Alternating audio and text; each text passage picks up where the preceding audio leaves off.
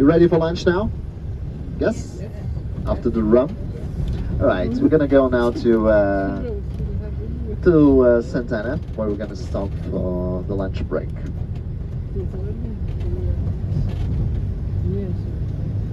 On the way up, I'm gonna show you the banana pineapple. There's lots of people coming in now. Tem uma mostarda lá em cima, um chaladadão à direita, sabes? Não tem passado por aqui, boa.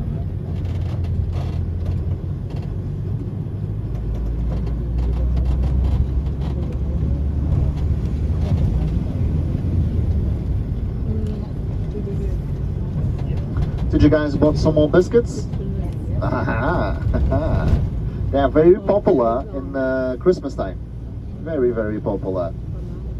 It's the biscuits in here and a dark black cake, which is the molasses cake. Have you guys ever seen it? They sell it in the supermarket, the honey cake with dry nuts on the top. That's very sweet, very, very sweet. If you like sweets, I think you guys are gonna love it. Also made with the molasses.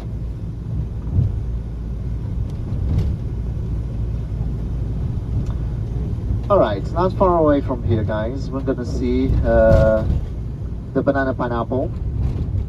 It comes from a plant that many people sometimes, they use this plant as an indoor plant, and in here this plant is able to produce some fruits. This plant is called the Monstera philodendro, or the cheese plants. You guys know what it is? To the left hand side, it's easy to detect this leaf here to the left hand side, see? That is the Monstera philodendro. Look carefully, inside you can see the fruit sticking out. See? Looks like a cucumber going up. That fruit cannot be consumed when it's not ripe, because it can be toxic to your body. When it's ripe, it's easy to spot. It looks like the outside is getting flaky, and when it's like that, you can peel it off the skin and eat the inside. The inside, the white flesh, you eat the white flesh. Along with the white flesh, you got black bits, which tastes like pepper. Again, to my right hand side, more Monstera philodendro. Some people get, when we show this to the people, they're like, what? I've got this plant for more than 20 years and I've never seen a fruit. It's a combination of the climate, the soil also. So some people also said, oh, I'm gonna take seeds from here. No, it's the climate and the soil. It's very important.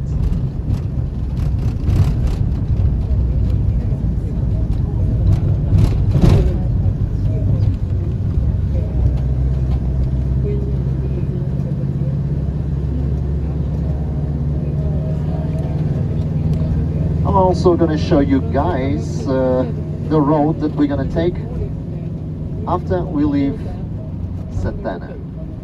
It's going to be the old roads.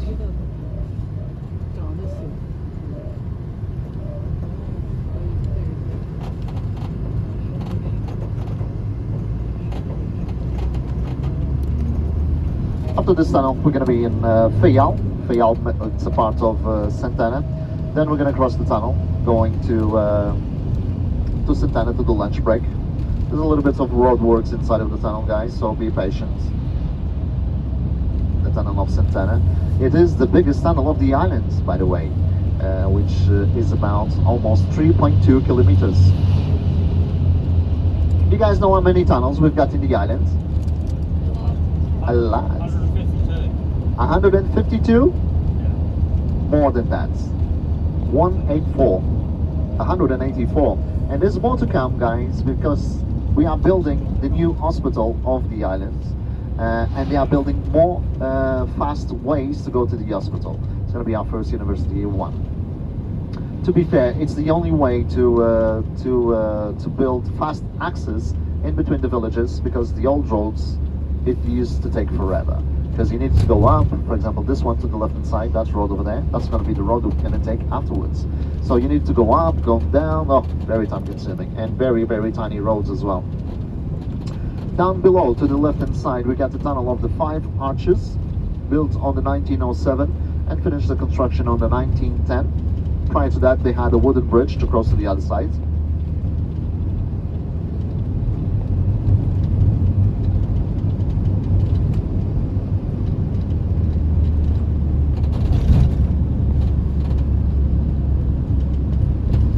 Today, Santana, you visit in Santana. It is a very quick visit, guys. So in Santana, normally over the weekends, you get to see more because over the weekend they've got kind of like a square over there, which they do small farmers markets, local farmers markets. But this only happens in the weekends, Saturdays and Sundays. During the week, what you've got the traditional houses to visit, the triangular-shaped houses, which you guys perhaps saw in the airport when you landed. And that's it. The visit in Santana, that's only the houses. So, I strongly recommend, if you guys want to go to a restaurant to have a meal, go and sit down and have a meal first, and then you can do the visits. Because if you do the visits, time that we arrive in Santana, it's almost the time that other agencies are also coming. So if you do the visit first and then you go to the restaurant might be full, okay? So I do recommend when we arrive, go straight to the restaurant, eat something, and then you can explore. In my front, we've got that building over there, which is called, nowadays it's called Peter's, but back in the few years ago, was called Gruta. Gruta means cave. First door that you see to the left hand side goes inside of the rock, see? So it's all exposed rock. The previous owner, he built this bar inside of the rock. And if you guys, after you drink a little bit, you feel like accelerating a little bit, look here to your right hand side. That is the go-karting racetrack of the islands. They do professional events, and also you guys can come around with friends and just use them for a little bit. Further down, there is a road that takes us further down and goes to the beach of Fayal, and also you're gonna see a skate track also.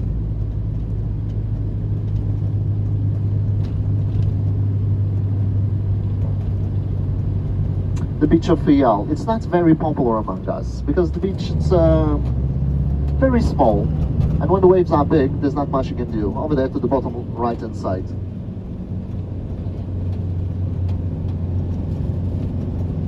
And over in my front, guys, the biggest tunnel of the island. Look at that.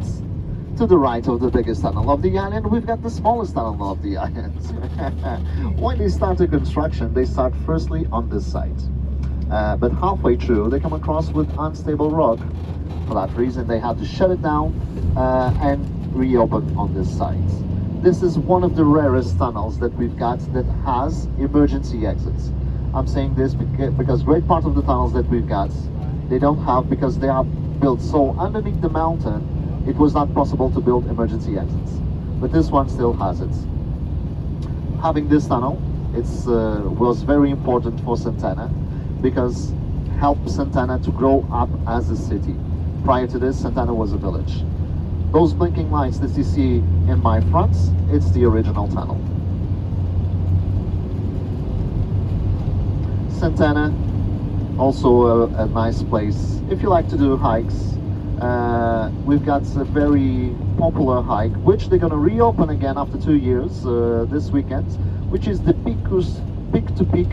So in here we can find a hike which is Pico Ruivo. It's the highest peak of the island, the third highest in Portugal, with 1,857 meters above sea level.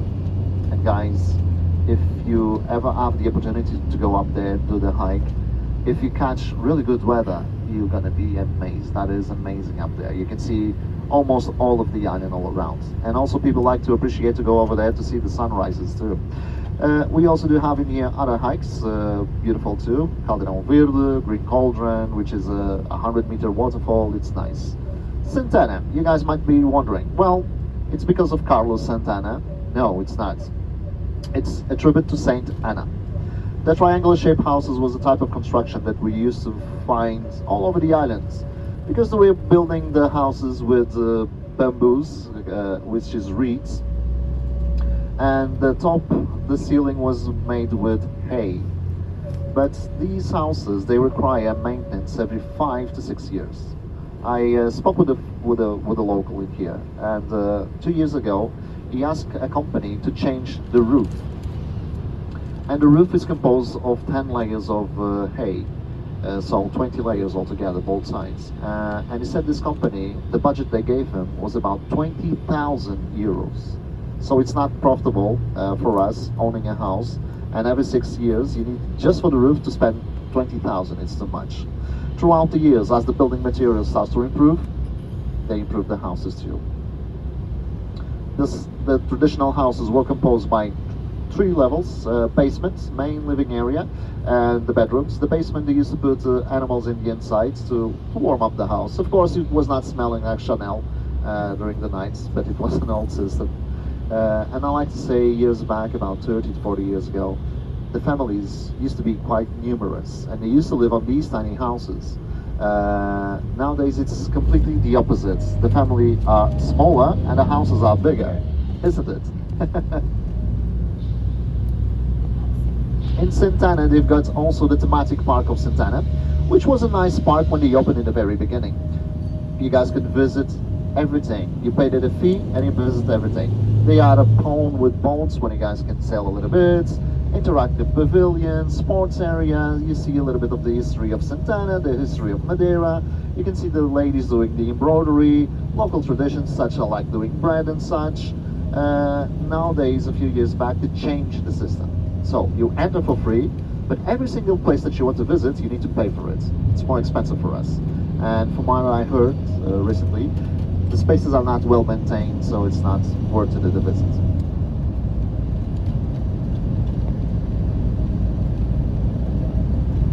Have you guys tried the local dishes?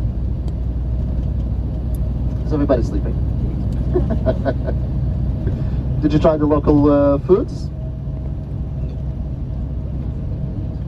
Local foods, I'm gonna give you some indications.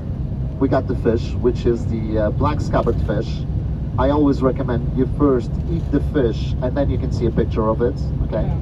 It's not the prettiest of the ocean, but it's an amazing fish. It's very, very good. And regarding meat, we've got espetada. It's a skewer with beef on it. So they season the skewer with dry bay leaf, garlic and salt. And the espetada comes with another thing which is called milho frito. It's a flour which they cook with cabbage, and so you can eat it like it is, or you can put it on the fridge, it's solid, and you can deep fry it. It's kind of like towards a polenta, let's say. It is amazing. We've got our beer, which is curau, locally made, and curau is messing now with some flavors. Now we've got banana beer. Yes, I never tried it. Banana beer. And we do also have some fizzy drinks, such as brisa. Brisa, we got the orange, the apple, and the passion fruits. And we've got in here one of our first fizzy drinks, which is called laranjada, which is an orange taste. Laranjada, guys, it's 11 years older than Coca-Cola. Yes. And invented it here in the island of Madeira. The weather is looking not the best, but not the worst. At least it's not raining.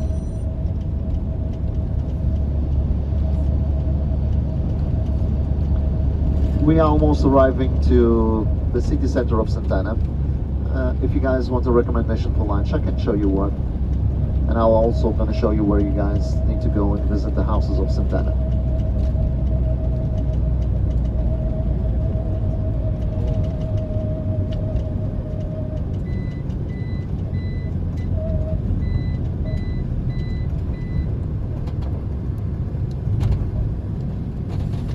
If you guys take the road to my right hand side, you will end up, you drive until the end, you will end up in Porto Muniz, the natural swimming pools, but it's a long, long drive.